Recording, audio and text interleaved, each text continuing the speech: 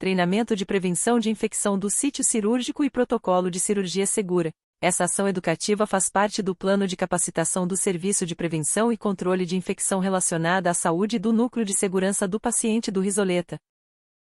Essa é uma ação obrigatória determinada pela RDC 36, Nota Técnica número 1 de 2023 da Agência Nacional de Vigilância Sanitária e Avaliação Nacional das Práticas de Segurança do Paciente, e Portaria número 2616 de 1998 do Ministério da Saúde. Ao final dessa ação educativa, é esperado que você conheça e aplique no seu cotidiano de trabalho as medidas de prevenção de infecções e eventos adversos relacionados aos procedimentos cirúrgicos. Conheça as responsabilidades de cada categoria na prevenção de infecções e ocorrência de eventos adversos. As infecções do sítio cirúrgico, ISCs, são consideradas eventos adversos frequentes, decorrente da assistência à saúde dos pacientes, acarretando em sérios impactos pessoais, sociais e financeiros.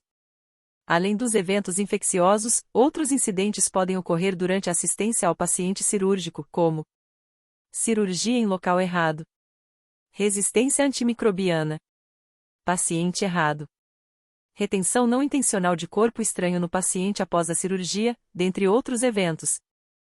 Apesar dos impactos apresentados, a ISC é uma das infecções adquiridas com maior potencial de redução, cerca de 30 a 60%, por meio da adesão às boas práticas de prevenção, conhecidas como bundle. Por sua vez, as taxas de eventos adversos em cirurgia geral variam, segundo diferentes estudos e métodos de avaliação, entre 2 e 30%, podendo resultar em dano para o paciente, levar à incapacidade ou à morte. Existem evidências de que a lista de verificação de cirurgia segura reduz complicações e salva vidas. Estudos demonstraram uma redução de 11 para 7% da ocorrência de complicações em pacientes cirúrgicos e uma diminuição de mortalidade de 1,5 para 0,8% com a adoção da lista de verificação. O que são as infecções do sítio cirúrgico? As ISCs são aquelas que ocorrem como complicação de uma cirurgia, comprometendo a incisão, tecidos, órgãos ou cavidades manipuladas, podendo ser diagnosticadas até 30 dias após a realização do procedimento ou até 90 dias, dependendo do procedimento e da presença ou não de implantes. Quais as principais fontes de micro-organismos que podem contaminar os tecidos manipulados durante o procedimento cirúrgico? As principais fontes de micro-organismos que podem contaminar os tecidos manipulados durante a cirurgia e favorecer o desenvolvimento da ISC são endógenas, isto é, são provenientes da própria flora do paciente. Quais os fatores de riscos para o paciente desenvolver ISC?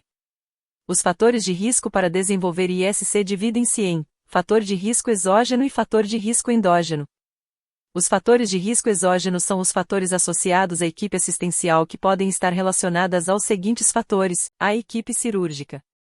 Exemplo: falhas na limpeza, degermação e antisepsia do campo operatório e das mãos da equipe cirúrgica, ocorrência de contaminação no campo cirúrgico, higiene inadequada das mãos, falha da técnica cirúrgica adotada, despreparo da equipe cirúrgica, excesso de pessoas na sala, portas abertas durante o procedimento.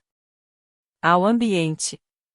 Exemplo: ventilação artificial inadequada, temperatura fora do padrão, e espaço físico inadequados. O dimensionamento da área física deve estar conforme as normas oficiais RDC 50.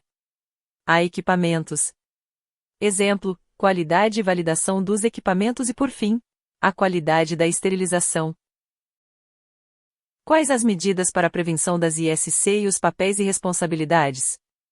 As medidas de prevenção têm foco nos fatores de risco modificáveis, que são exógenas, e baseiam-se nas evidências descritas na literatura. A seguir, as ações de maior impacto para a prevenção das infecções do sítio cirúrgico considerando o nível de evidência alto-moderado, e os responsáveis por cada atividade. Quais as medidas no período pré-operatório? Responsáveis: a enfermagem e o médico assistente. Medidas: orientar o paciente para que faça ou realize o banho pré-operatório na noite anterior e até 1 hora antes da cirurgia com solução de clorexidina e degermante 2% ou sabão comum. Realizar a descolonização como pirocina intranasal mais banho de clorexidina degermante 2% por 5 dias, conforme prescrição médica para pacientes que serão submetidos a cirurgias de artrodese de coluna, artroplastias e implante de derivação ventricular interna. Trocar a roupa de cama e camisola após o banho pré-operatório. Orientar o paciente, os visitantes e os acompanhantes quanto à importância da higienização das mãos e da manutenção do ambiente limpo e organizado para a prevenção de infecções. E verificar se o paciente possui indicação de precaução e isolamento através do mapa de isolamento disponível no MV, e adequar a identificação e seguir as recomendações. Quais medidas médicas no período pré-operatório? Responsáveis: o médico assistente e o médico cirurgião. Medidas: incentivar a suspensão do tabagismo pelo maior prazo possível nos casos de cirurgias eletivas. Prescrever a descolonização para pacientes que serão submetidos a cirurgias de artrodese de coluna, artroplastias e implante de derivação ventricular interna. Fazer a avaliação pré-operatória pelo anestesista, o risco anestésico, contendo o antibiótico em uso e a colonização por micro-organismo multiresistente, quando conhecida. Manter a glicemia de jejum e a pontual, ou capilar, igual ou menor que 180 mg por decilitro e manter este nível glicêmico nos pacientes diabéticos e não diabéticos durante as grandes cirurgias. Seguir a padronização do antibiótico correto para a profilaxia, e a administração até 60 minutos antes da incisão cirúrgica. Prescrever a imunização universal para tétano em pacientes com trauma contaminado. Quais medidas no período transoperatório? Primeiro responsável: a equipe de enfermagem. Medidas: remover os adornos e utilizar a paramentação adequada, luvas de procedimento, máscara, gorro e óculos de proteção. Aplicar o checklist de cirurgia segura. Realizar a higienização das mãos nos 5 momentos direcionados para o paciente cirúrgico. Utilizar técnica asséptica para administração de medicação. Seguir os bundle para os procedimentos invasivos. Mensurar a temperatura central das salas cirúrgicas. Realizar glicemia capilar conforme solicitado pelo médico. Reduzir o fluxo de pessoas e manter as portas fechadas durante o ato cirúrgico. Providenciar o envio imediato das amostras biológicas colhidas durante cada procedimento cirúrgico. Segundo responsáveis no período transoperatório: médico assistente, médico cirurgião e anestesista. Medidas: remover os adornos, anéis, relógios, pulseiras, brincos e colar. Administrar o antibiótico correto, isto é, verificar a dose, o intervalo, e o ATB padronizado, no momento adequado de até 60 minutos antes da incisão cirúrgica. Realizar a tricotomia, somente se necessário, e imediatamente antes do preparo da pele do campo cirúrgico. A tricotomia deverá ser realizada quando o paciente estiver no bloco cirúrgico. Preparar a pele do paciente, o campo cirúrgico, respeitando a sequência: limpeza com água e sabão, degermação com solução de clorexidina 2% ou PVPI degermante 10%, antisepsia com solução de clorexidina alcoólica 2% ou solução de PVPI alcoólico 10%. Seguir a técnica correta da limpeza, degermação e antisepsia do campo operatório. A solução degermante e a solução antisséptica deve ser aplicado com movimentos concêntricos, do centro para a periferia, englobando toda a área de abordagem amplamente. Manter o rigor, na paramentação cirúrgica, completo, utilizando avental, luvas estéreis, touca, óculos, máscara e manutenção da barreira máxima no ato cirúrgico.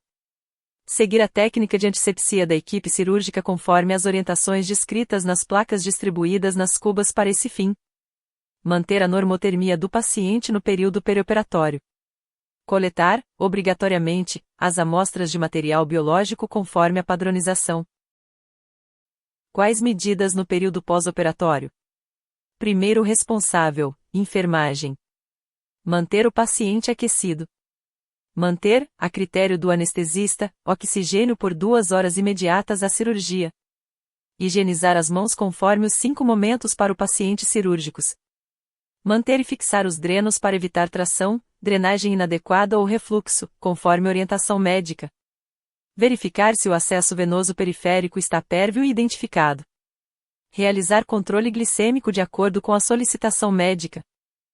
Manter curativos secos por 48 horas nas feridas fechadas e realizar os curativos com técnica asséptica, para as feridas abertas. Adotar cuidados com procedimento invasivo quando presente. Quais medidas no período pós-operatório? Segundo responsável: médicos. Manter técnica asséptica ao manipular os curativos e drenos. Higienizar as mãos conforme os 5 momentos para os pacientes cirúrgicos. Manter curativos secos por 48 horas nas feridas fechadas. Medidas para prevenção de incidentes relacionados a procedimentos cirúrgicos. Papéis e responsabilidades. O Protocolo de Cirurgia Segura do HRTN, PRO-HRTN 055, tem por objetivo reduzir o risco de incidentes cirúrgicos. Este protocolo compreende o completo preenchimento das listas de verificação que estão divididas em 3 momentos: pré-operatório, transoperatório e pós-operatório. Pré-operatório. O pré-operatório é o período que antecede o ato anestésico cirúrgico, no qual deverá ser realizado um conjunto de intervenções que contribuem para a redução da ocorrência de eventos adversos, complicações e a redução de mortalidade, possibilitando maior segurança física e emocional ao paciente. As medidas essenciais a serem seguidas são: confirmar a identificação correta do paciente, conferindo a pulseira de identificação, antes de encaminhá-lo ao bloco cirúrgico. Verificar se o paciente ou acompanhante realizou o preenchimento e assinatura do Termo de Consentimento Livre e Esclarecido, TCLE, confirmando o procedimento que será realizado. Solicitar ao paciente que guarde todos os adornos como anel, brinco, prótese dentária, com seu acompanhante. Caso não tenha essa possibilidade, os itens devem ser protocolados e armazenados no bloco cirúrgico. Garantir que as medidas do banho pré-operatório tenham sido realizadas. Confirmar com o paciente ou acompanhante se possui algum tipo de alergia. Confirmar se o jejum de líquidos e alimentos foi realizado conforme prescrição médica. Certificar e registrar o uso de anticoagulante e o horário da última dose administrada. Transoperatório.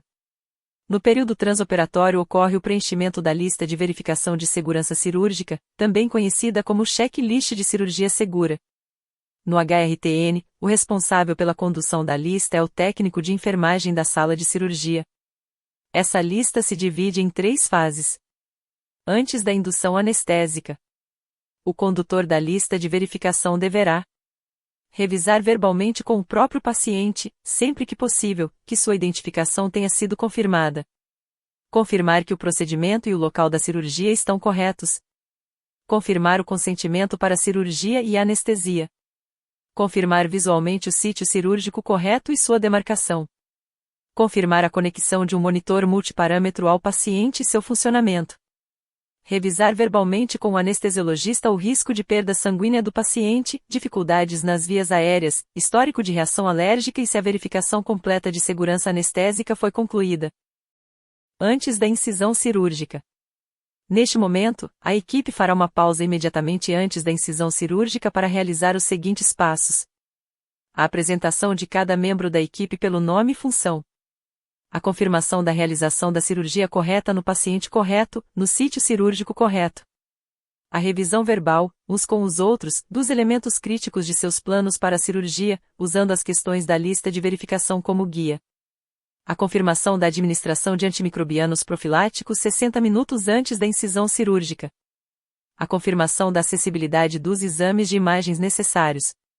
Antes do paciente sair da sala de cirurgia, a equipe deverá revisar em conjunto a cirurgia realizada por meio dos seguintes passos: a conclusão da contagem de compressas instrumentais, a identificação de qualquer amostra cirúrgica obtida, a revisão de qualquer funcionamento inadequado de equipamentos ou questões que necessitem ser solucionadas, a revisão do plano de cuidado e as providências quanto à abordagem pós-operatória e da recuperação pós-anestésica antes da remoção do paciente da sala de cirurgia. Pós-operatório. Além das medidas já descritas para a prevenção de ISC, é importante estar atento a outras questões em relação aos cuidados que o paciente necessita receber no período pós-operatório.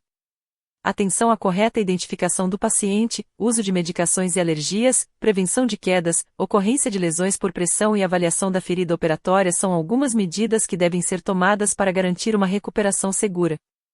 Conclusão. A aplicação e cumprimento desse checklist reduz complicações e salva vidas, por isso é imprescindível que todos os profissionais sigam corretamente essas orientações. Caso ocorra algum incidente envolvendo cirurgias, este deve ser notificado no sistema de notificações do HRTN disponível na intranet. Acesse o ícone Registro de Ocorrências. Clique em Registre Ocorrências aqui. Preencha os dados solicitados.